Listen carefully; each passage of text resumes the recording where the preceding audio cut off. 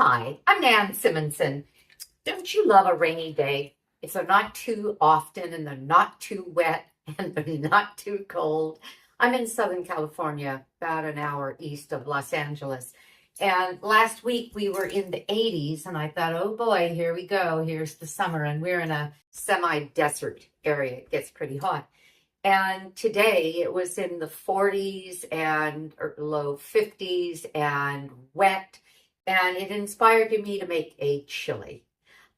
This one was inspired by eatplantbased.com, and it's a white chili. Instead of a chili, a bean chili, being dark beans and lots of tomato and lots of dark colored spices, this is a light chili, and it uses light beans. I'm using cowboy beans, and I'm using cannellini beans, which are white kidney beans.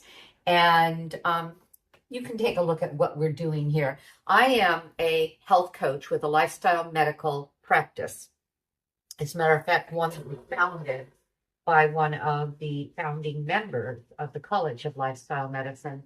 And when I began with as a health coach there nearly 5 years ago, I learned something valuable. I learned the lifestyle pillars that can let us go decades longer than we would have in great health.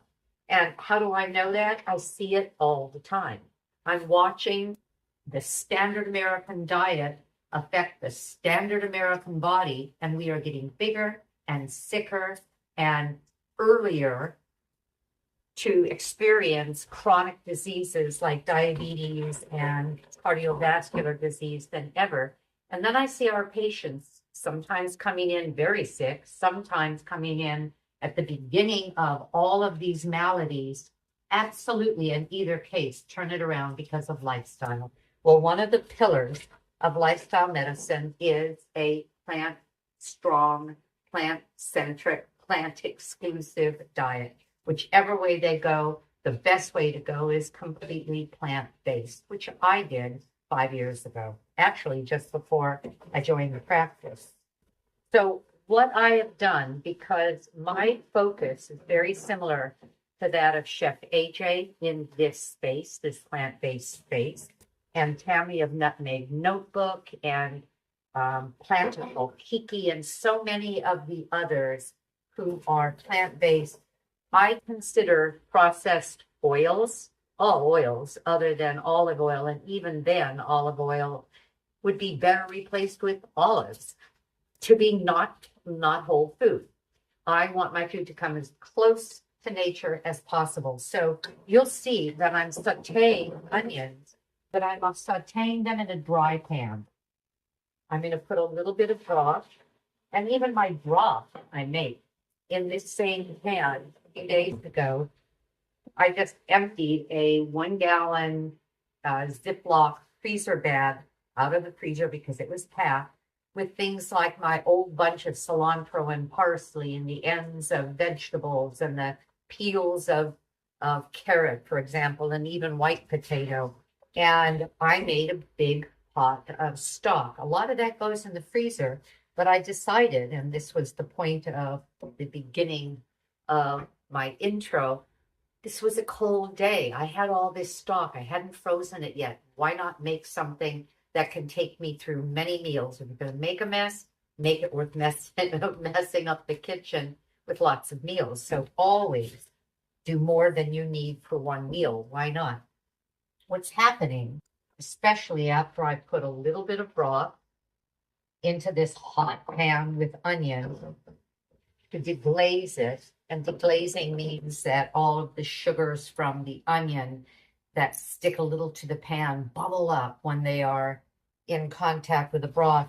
We start getting a caramelization. And can you see that? It's already browning beautifully. People put oil in the pan, hundreds and hundreds and hundreds of calories of oil per every recipe they make, per every item they serve at a meal that isn't necessary. And that leaves more room calorically. I don't count calories, but there's only so much we can eat before we start either putting on the pounds or eating too much.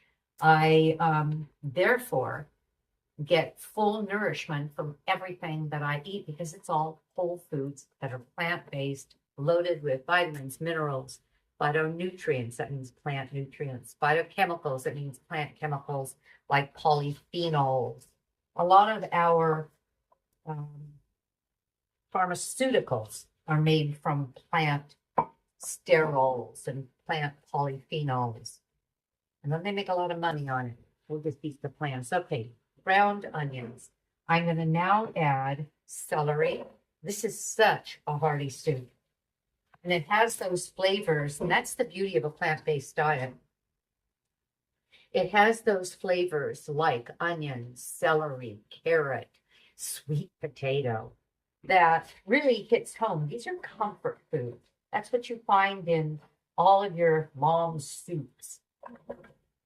Even the French begin most of their recipes, a lot of them, with a mirepoix, which is onion, celery, carrot, and actually, this isn't carrot, it's sweet potato. I got carried away. Okay, to add the sweetness, to add the vitamin A, I'm going to let these just brown, not really brown, but just kind of, well, I'll use the word again, caramelize. And then I'm going to add beans. This is a combination of beans that I had in my cupboard. These are kidney beans, white kidney beans, otherwise known as catalini or cannellini beans. These are cowboy beans. They are a heirloom bean that I happen to have, also organic. And they're really tasty. I compared the two, and it's interesting how tasty a bean can be. This has a lot of flavor. This is much milder. Interesting. But it'll be good because we're adding to this, and I'll throw it in just a minute. We're adding to this a number of chilies. So chili powder, I have a Hatch chili powder. I added some of that. It can be any that you have. Some smoky paprika and some salt. You can leave the salt out or use a salt substitute like Mrs. Dash, or actually things like coconut aminos. You can use some tamari in it instead of the coconut aminos. Okay, I'm going to add the spices to toast them. Let's see. I'm going to use the back of this because I don't have a spoon. I'm going to grab what I have. You can even in this use just a dash, a little bit of liquid smoke, and get that much smokier of a flavor from what has no meat in it and has no flavoring from bones or ham hocks and all that other stuff people use for a chili. But what I'm doing now is slightly toasting the spices. Oh, and I can smell them. I'm adding to that the tamari as well as the liquid smoke, and I'm adding some garlic. Okay, that's it. Let's throw in beans. And let's put in my homemade broth.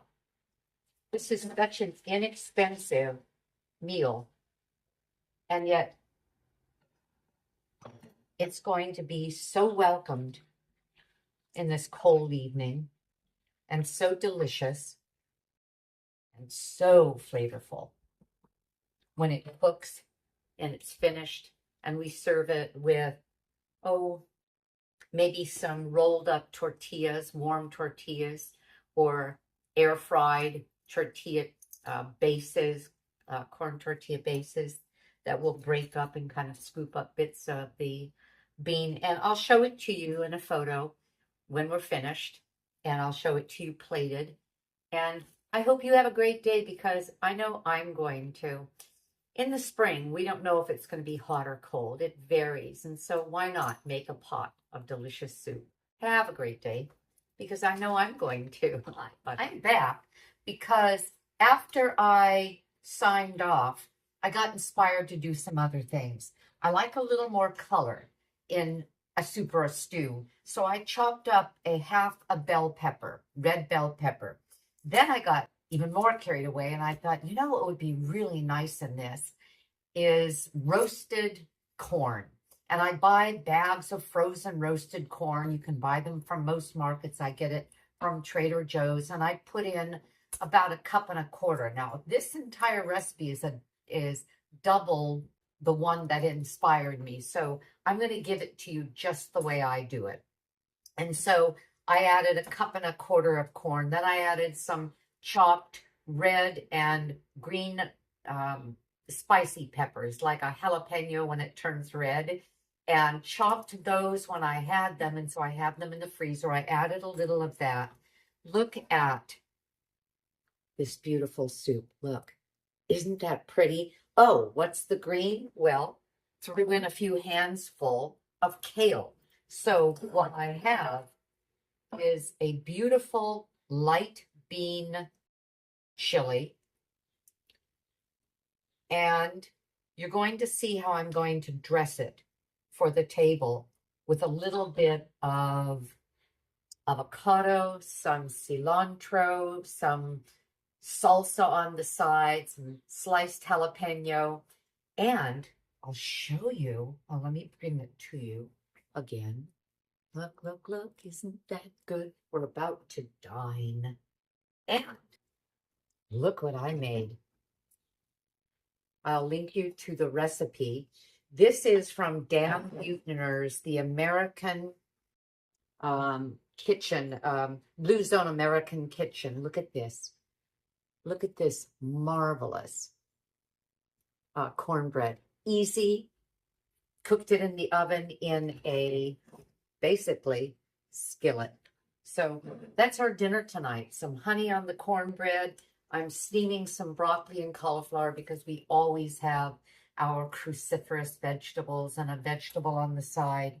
And I'll say to us and you, whatever you're about to have, bon appetit. Make your meals feed your body. Fall in love with the food that loves you back. At 72, I hope I have decades more because of this kind of food, and you can too. Consider reading Aging Powerfully. I wrote it with that in mind, with the pillars of health, as outlined by the College of Lifestyle Medicine and the practice with which I work. Have a great day. I'm certainly going to. Bye-bye.